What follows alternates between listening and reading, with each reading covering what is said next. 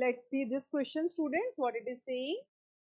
इसमें क्या है, डायरेक्शंस दिए हुए हैं। स्टेटमेंट 1 एंड 2 जो है इसमें दिया हुआ है। स्टेटमेंट 1 एंड 2 अगर दोनों करेक्ट हैं तो हमें ये वाला ऑप्शन पिक करना है। स्टेटमेंट 1 एंड 2 बोथ इनकरेक्ट हैं तो ये वाला statement.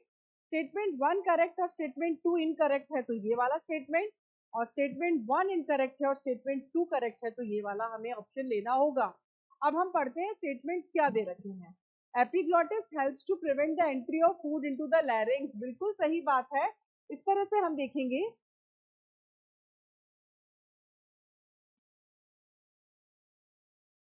This is wind pipe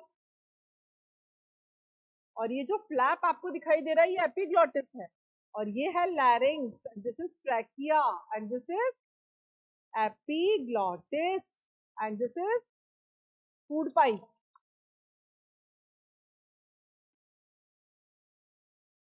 तो इसमें किस तरह से होगा बच्चों, ये फूड आया, फूड बॉलस, फूड आया आया और ये एपिग्लॉटिस से टकराया और इस फूड ने एपिग्लॉटिस को क्या कर दिया, नीचे कर दिया, जिससे ये वाला जो ग्लॉटिस वाला रीजन है वो क्लोज हो गया। इस तरह से था, ऐसे हो जाएगा और फूड जो है वो फूड पाइप की तरफ चला जाएगा। So it is like this. बिल्कुल करेक्ट स्टेटमेंट है ये, no doubt in that. Statement 2 है binding of oxygen with haemoglobin. Okay, haemoglobin के साथ ऑक्सीजन की बाइंडिंग मतलब ऑक्सी हीमोग्लोबिन का फॉर्मेशन। ठीक है, क्या कह रहे हैं आगे, is primarily related to the partial pressure of CO2 H plus concentration and temperature. No, this is false statement.